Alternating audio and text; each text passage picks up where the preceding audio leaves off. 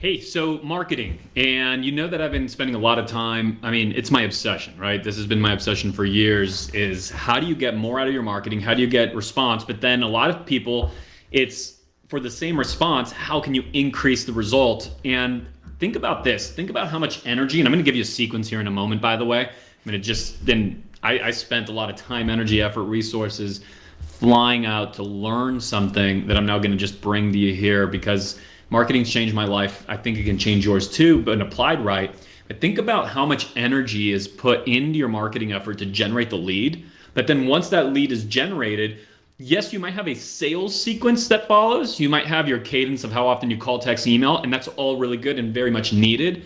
But what about marketing? Can marketing still play a role after lead creation? Or think about you go to an event and you host this great event. There's so much effort that goes into it on the front end. Event's over.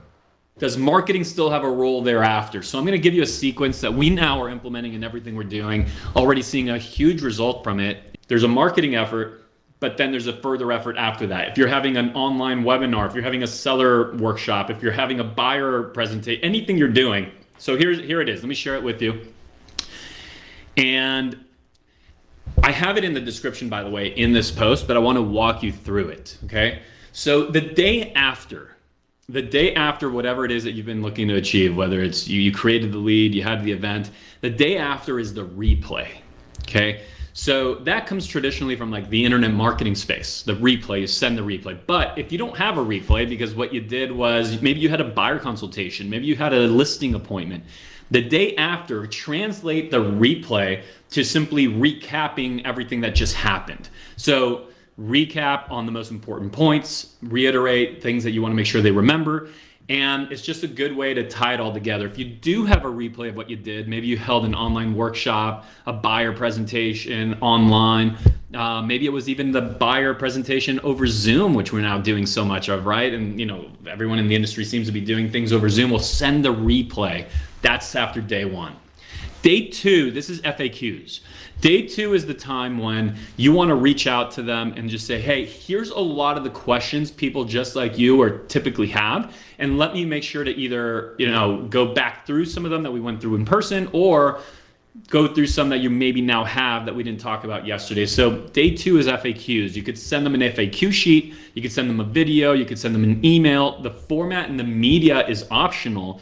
There's a lot of different choices, but day two, get in front of their questions before they ask the questions. The salesperson that wins, the marketing campaign that always will generate more, is answering the questions that haven't yet been asked out loud. But the person is asking them in their mind, right? They're rolling around in there. And so day two is FAQs. Day three is it's a surprise live. So you go live on day three and you share more of basically what you just did on day two, more of that answering their questions. Now, if you, again, that's in the context of, you have them in some kind of online forum, but if you don't, maybe it was just a web lead that came through. Well, grab this thing, send them a video. So the first day that maybe they got it via text, they got it via email. On day three, send them video. Maybe if depending on how many leads you're talking about, it could be something as personal as a FaceTime. The point is that on day three, what you're trying to do is get in person as much as you can, scale that depending on how many leads this particular effort has, and answer their questions once again. Number four, or day four, the following day, put together, and this is something that you really should have in your business if you don't already have it, so it's a good reminder to create it, a social proof video.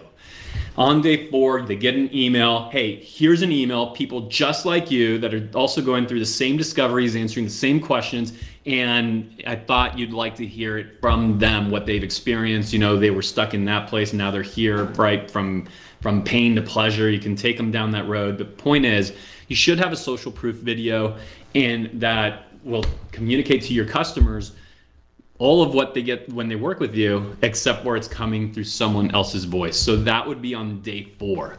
Now, in the description, I wrote bonus communication for events. So let's say that this was the event that this is a sequence for registering someone to an event. Okay, because again, you can run this on the front end or the back end of any marketing effort. It could be the sequence you're running to get them to register for something. It could be the sequence you're running after the event's been delivered. It could be the sequence before you sign the listing. It could be the sequence after you sign the listing. And in fact, all those areas should have a sequence. In the case of when you have an in-person event or an online event, day 5, this is right, so that's why I wrote bonus. It wouldn't apply to everything. But day 5, it's that 24-hour deadline email.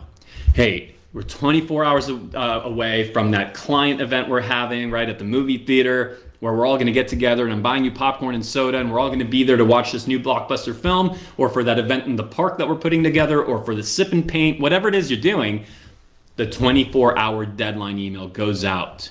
And then finally, on the deadline date for any kind of event, you're gonna send 2 emails and a text. 2 emails and a text, and you're gonna hit these up 10 hours prior to the deadline, 4 hours prior to the deadline, and then say 20 or 30 minutes before deadline, say one right at the closing. And then the most important thing that you do is you honor the deadline. Make sure that you don't start to just go around it, undermining your integrity, because ultimately you want your audience to understand that what you say you truly mean. So anyway, I hope you find this helpful. We have found applications for this from anything from online events, webinars, pretty much in everything we're doing. We're thinking about, all right, what is the experience that marketing just went through all this effort to get the person into the system? Now, how does marketing continue to participate as sales does their thing? So guys, I hope you find that helpful. And any other questions you have around this, make sure you just put them in the comments, and I'll be back with you for more marketing, as it is definitely my passion, and I hope it does for you what it's done for the Beer Home team.